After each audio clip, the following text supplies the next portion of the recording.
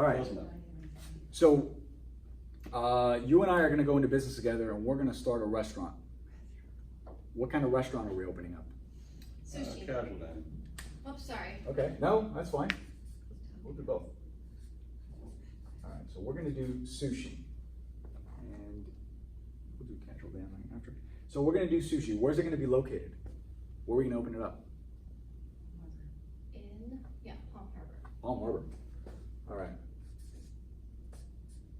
So we're starting a sushi place in Palm Harbor. Is it casual? Is it upscale? What kind of place is it? It's upscale. Okay, nice. Now, I've only told you 3 things about this place. Based on what I just said, are we going to dominate the breakfast crowd? So how could you not specialize?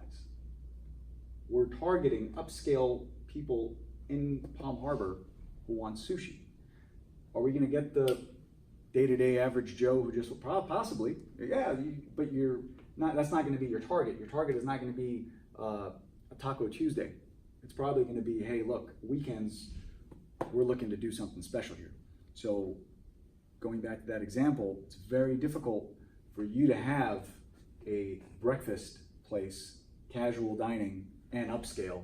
You're confusing people, and that's why I say you really want to specialize. You really want to focus on what you're doing. I drill down in that even more. I specialize in apartments. That's what I focus on. But you will get other stuff. People come to me at the retail all the time, warehouse, office. It's just the way it is. It's hungry people are gonna come here. People who want to invest are gonna talk to me.